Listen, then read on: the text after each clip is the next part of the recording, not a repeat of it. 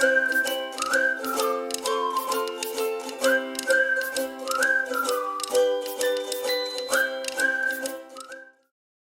everybody. We're back today with another episode of Howie's Hometown Heroes, where we feature business owners, entrepreneurs, and community members. Here's a community member who are doing extraordinary, amazing things right there in their own community.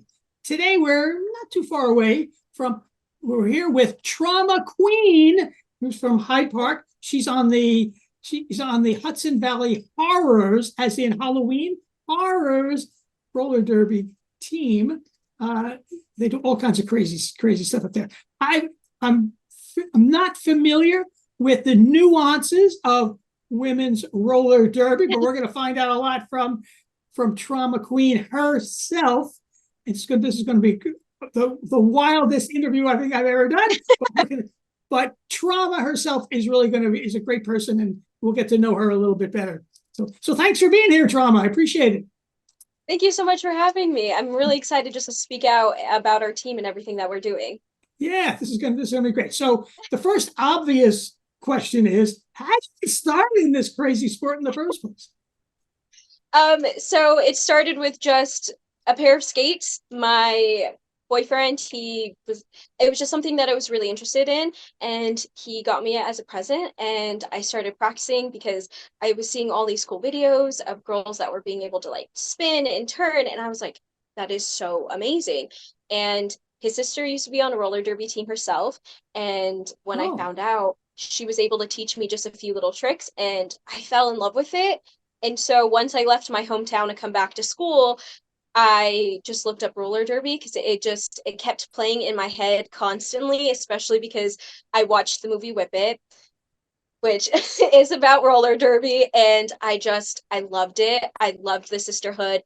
I loved the competitiveness with the game behind it, and I could not get it out of my head. So then I was like, let me just look, let me see if there is a team anywhere in my area, and it ended up being a team 5 minutes down the street from me. So I was like, I have to join. So yeah, I had to. And my team, we do boot camps where we give people in the community an opportunity to come down and learn the ins and outs of roller derby and just a few things that we're able to teach them. So I was like, let me try it.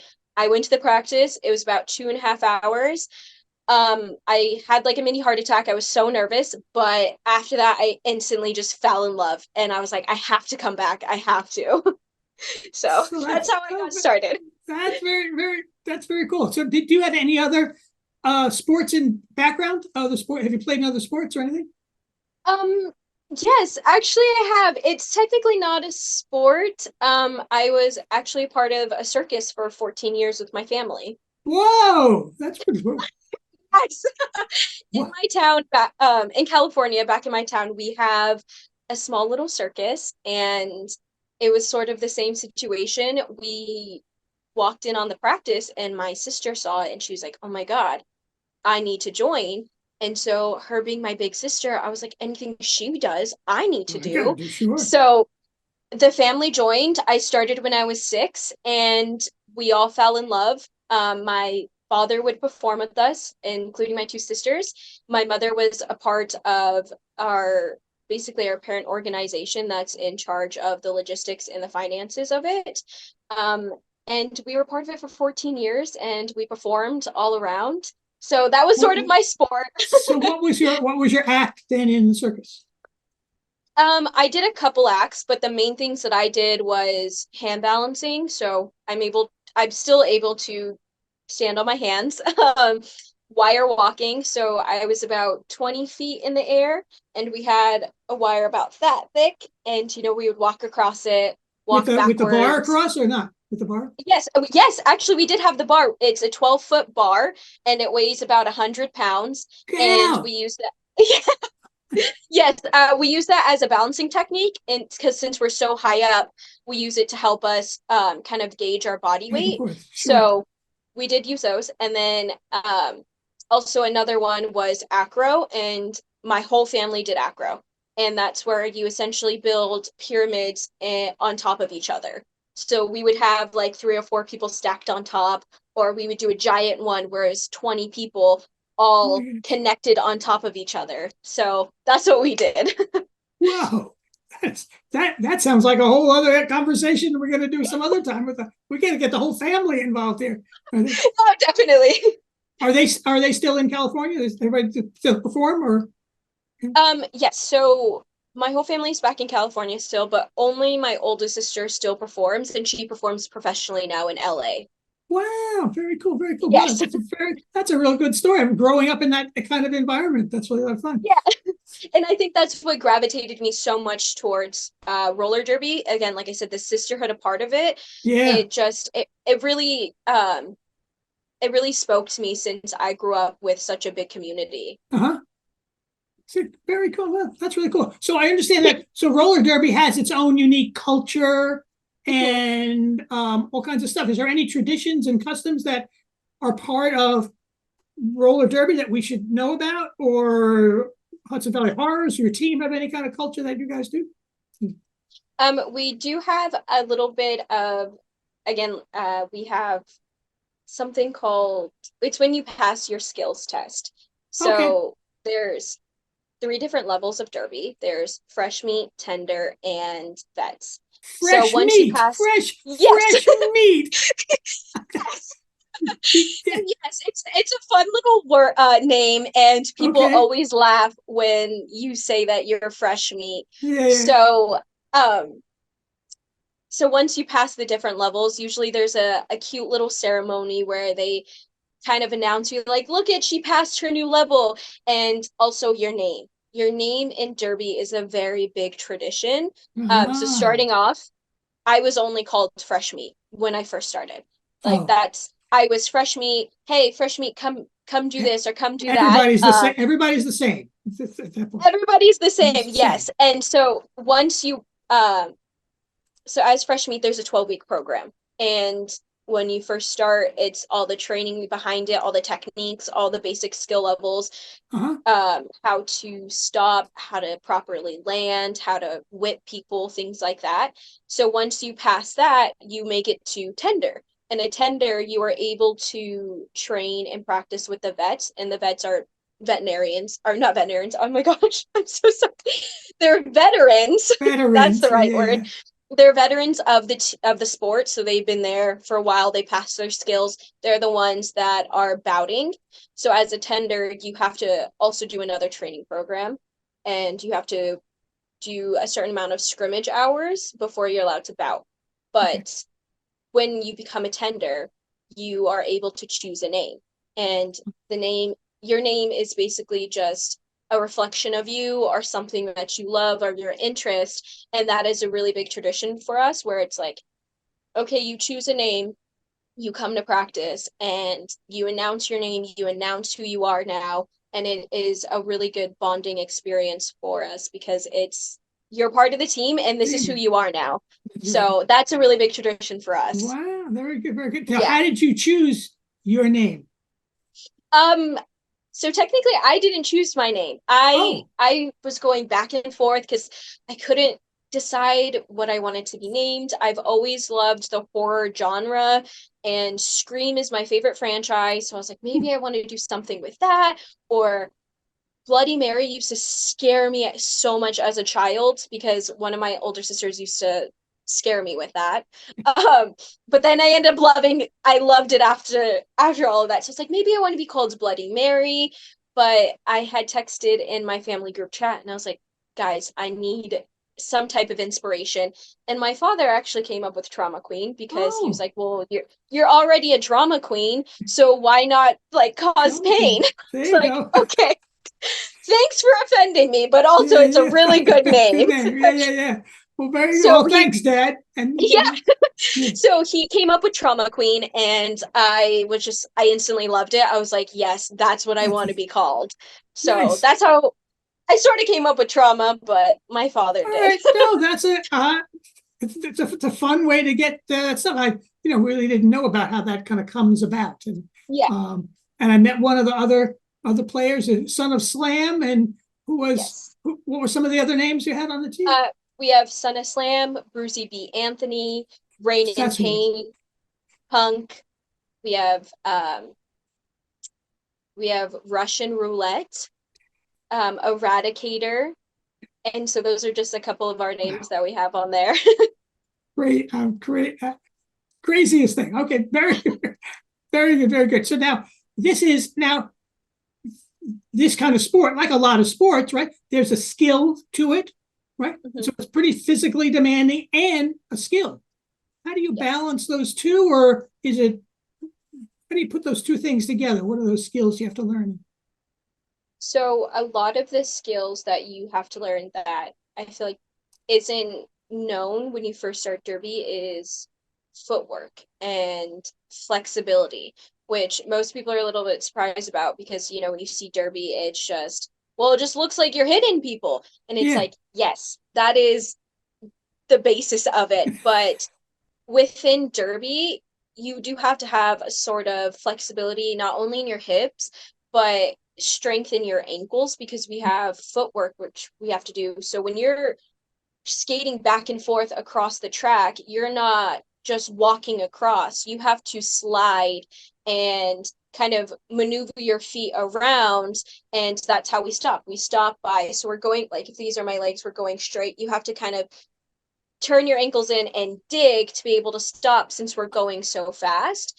So it is a lot of footwork and strength that you have to have in it within your ankles, your hips, your core. It does take a lot of physical demand, but Yeah, it's a great workout, honestly. I It's bet. I bet. it makes you tired. So that sounds like a snowplow or skiers learn to ski, Yes. spread Yes. out, spread out like that. Okay, good, Yeah, good, a good. pizza technique, Yeah, essentially. Yes. exactly, exactly, Yeah, so exactly. it is you do use kind of like the same maneuvers and in ballet as well, where Oh, pliés, the way that their feet turn out, that we also use those techniques in derby.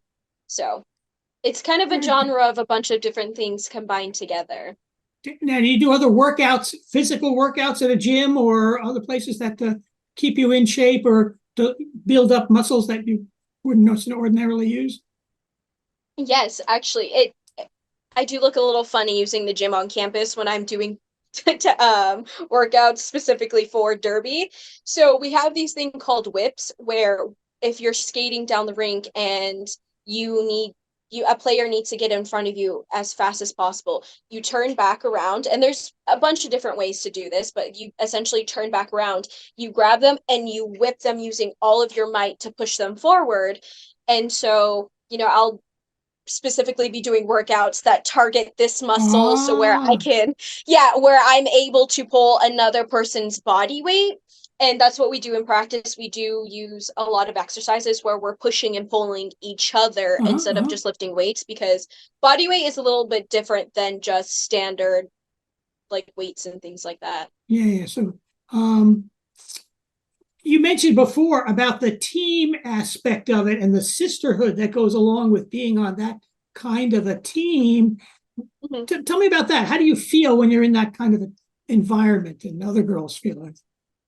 It's I felt very accepted when I first joined. A lot of women that do join derby, it is a darker style. We are into creepier things, and my family, like, they're not. I love scare movies and I love the horror genre. They're not really into it as much, and so my style has always been darker than the rest of my family. Um, and when I first joined, it was sort of like, oh my gosh, like all of them like the same things that I love. And so, Ah, yeah, and so it was just very comforting because I'm going into a place where I can sit there and I can kind of nerd out on all of the scary movies that I love, the horror genre, what I like to listen to, like what I like to wear fashion wise. And so going in, it it just felt kind of like I found a piece of home in that rink oh, yeah, because nice. I was able to talk to these, like, to the women on the team, and I was able to relate to them, especially because this is a place where you can let out all of your aggression, all of your anger, all the stress from like the outside world, and we can sit there and we can bond over something that we all love while being active, which also makes everyone happy at the same time. Yeah, sure. Yeah, sure. Sure. Actually, I was going to ask this: does what you do as part of the team or part of the bout, the skills and the competitiveness carry over to real, I'll say real life, or maybe Derby is real life, everything else is just noise, right? Right. That you can use other places. Something like that. Definitely. So the career path that I'm currently in is I'm in the culinary world. Oh, cool. So being physically active is a big part of being in this industry. So we're on our feet 8, 12, 16 hours a day. Ah, So it's constant, fast pace, go, go, go, go, sure, go. sure, Like, oh, sure. I have to do this, I need to do this, I need to make this.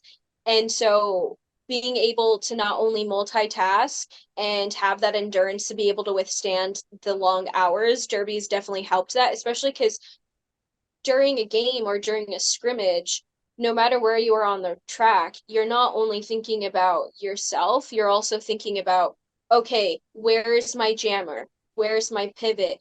Where's the rest of offense? Like, where is everyone on my team? What are they doing? Where's the other team that we're playing against? Are they going to come up behind me? Are they going to knock out my teammate? It's a lot of things going on in your head where you do have to multitask. And so it definitely has trained me a lot more to be able to withstand a lot of that stress almost. Stress. So there's a lot of being on any kind of team sport, right? There's a lot of moving parts, and everybody's Mm-hmm. got to play their particular role. You have similar kind of roles. How many? Just to, Yes. maybe some of the logistics. How many people are on a team? So currently on our team, we have about over 20 people, but it just depends. But when you're playing a bout, only About 15 players are on each team. So you have you have your blockers on the rink, you have a pivot and a jammer. So your blockers are, it's pretty self-explanatory. They block. They are the ones that are blocking the other team. And you have a jammer, and the jammer is the person that is scoring all of the points. I like to ah, explain it. It's a little bit simpler. They're the football. The football you have to protect, and you need to make sure that they're scoring points.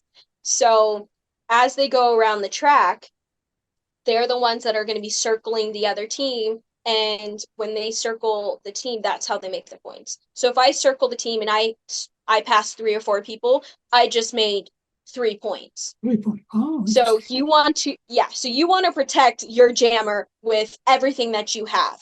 And a pivot is essentially second string of the jammer. So if the jammer is stuck behind a bunch of blockers and they can't get through, or they're just completely gassed out and they can't skate anymore, they take off, because we have these things called panties, and it's basically a helmet cover. So they would take off their panty, hand it to the pivot. Now the pivot is our Oh, jammer. becomes the So now, jammer. yes, so now, okay, that person, now we need to protect them, That and that they're the one. ones that are scoring the points. And the one who gave her panty to the other, she's still there, Yeah, or is she now just goes as another blocker. another blocker or some other play? Eh, Mhm. Okay, I'm really looking forward to going to a bout and seeing this. Will make a lot more sense to, Yes. we actually see it live. So now there's the way you're describing. So there's 30 people going around in this tight little circle. So not all at one point. Oh, So 5 players at a time go out on the that's rink. what I'm getting at. Yes. Okay. But yes, so then we have everyone on the sidelines, because our bouts are technically an hour, and there's 2 halves. And both of those halves are 30 minutes. And in between those 30 minutes, you have things called jams. And a jam is for 2 minutes. So for 2 minutes, the players are out on the rink and they're trying to score as many points as possible. Once that 2 minute hits, then everyone goes back. You can either switch out players or have the same players still stay on the rink, and then the next jam happens. Okay. Yeah. All right. This will make a lot more sense when I can come see it live Yes. in person. I'm A really lot of I'm really technical looking terms. I'm really looking forward to that. Okay. All right. So there's, like you said earlier, there's a lot of activity. there's a lot of pushing, shoving, throwing people around, but a lot of what might seem as violent activity, right? Mhm. On a surface that's pretty slippery and rolls and all kinds of, right. So you get bumped and you get knocked down, and you got a bunch of pads to kind of help all that kind of go right. So in hockey, I don't know a lot of the rules of hockey, but skaters are banging into each other, people are falling down, all that kind of stuff. But you still, not to put words in your mouth, cognizant of the game and the scoring and who's going right. So how do you keep all that together, the focus on the game, even though you just got knocked down and this girl's gonna get her next time? How do you keep all that together? For me, I can be very competitive. Um, so when I do get knocked down or I fall, it kind of gives me more of like a push where I'm like, okay, I need to get back out there. Like, I know she purposely hit me out for this reason. And depending on how hard I get hit out, sometimes I do take it a little personal. So then I'm like, okay, great. Like, she hit me out. I'm competitive. I'm going to get out there. I'm going to skate as fast as possible. Like, I'm going to make sure when I go back on that rink, if she is near me, I'm going to hit her out as hard as possible too.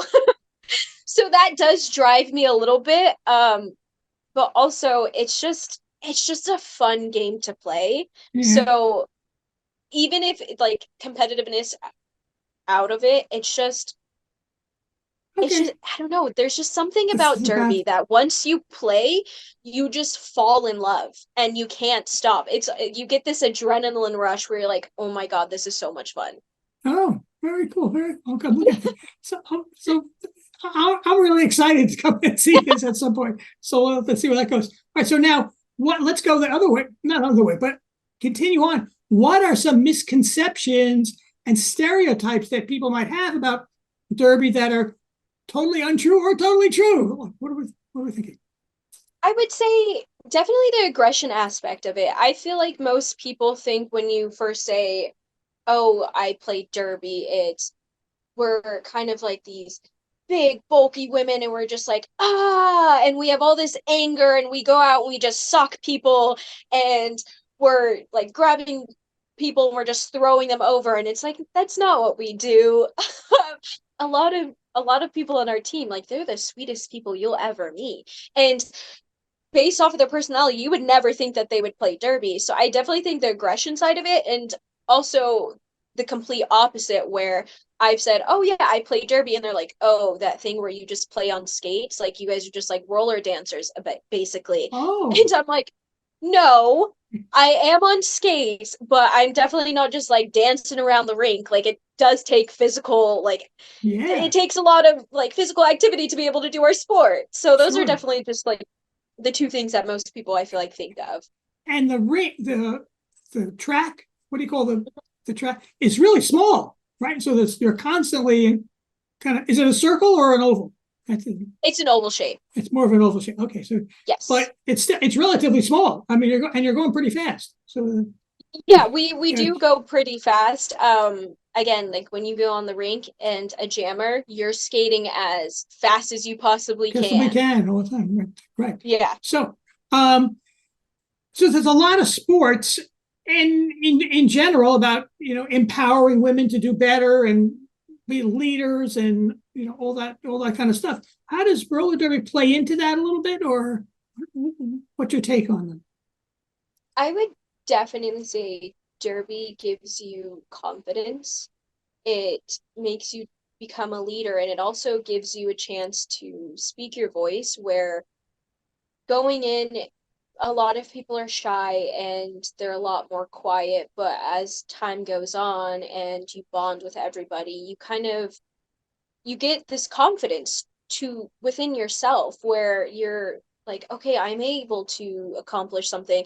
This activity that is so hard, I've been able to succeed at this, and it does bring, so that confidence goes out to the outside world where I Sure. am able to like speak my voice and my opinion a little bit easier, especially like I said, in the culinary world. It is a male based industry Yeah. where Yeah. it can be hard working in kitchens where your voice feels like it doesn't matter, where with within Derby I've been able to kind of learn more about myself, where that confidence has come up, where I'm like, okay, this is where I'm going to stand my ground Yeah. and my opinion matters. So I'm able to take that into my industry and be like, hey, this is what I'm saying. I need you to listen to me because I do know what I'm doing and this is my opinion.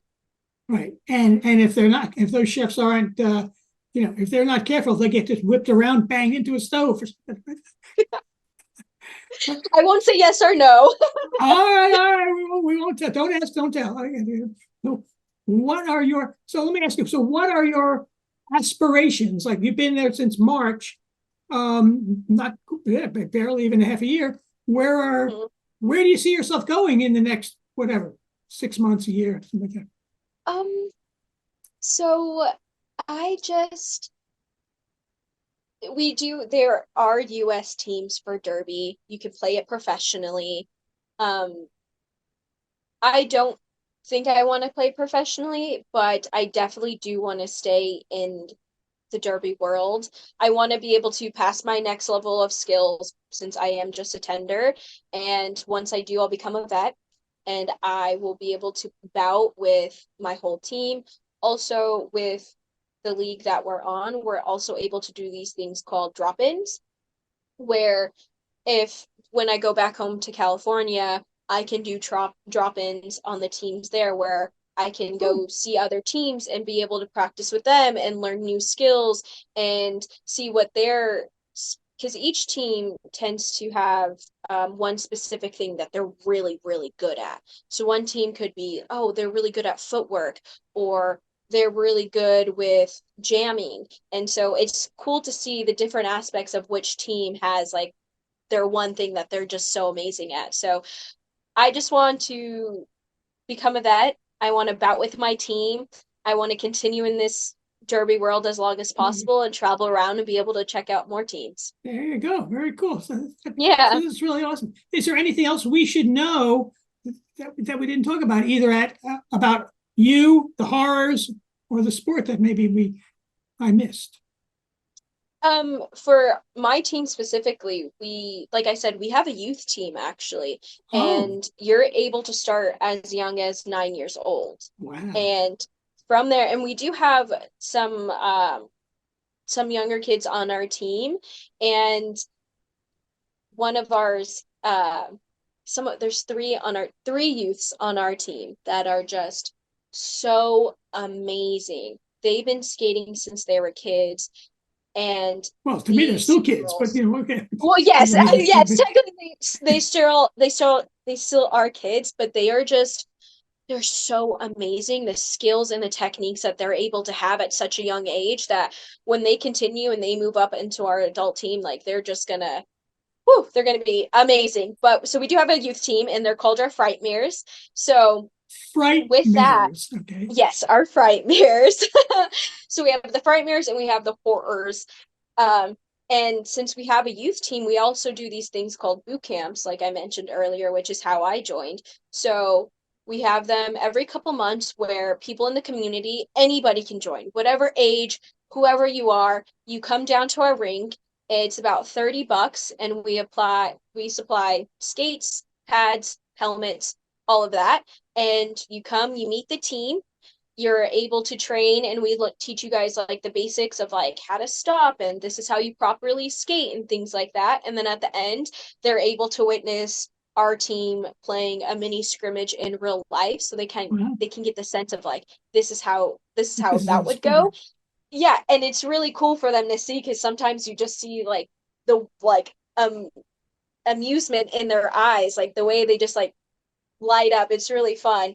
And so that's about a 2.5 hour practice where you can Wow. come join us, skate with us, and it's really fun. So it gets like the whole community involved. Since Hyde Park is a smaller town, we do like to reach out and we do love to do all of the parades and all the walks and all of the small events that are here in the community just to kind of reach out because I think it is also just a fun sport where you can come and you will feel accepted and Mhm. you can let all of like the outside blood, like all the outside stress in life kind of wash away and join this world where you're just fully accepted. It's just an Yeah, amazing amazing opportunity. feeling. That is really Yeah, very cool. Very cool.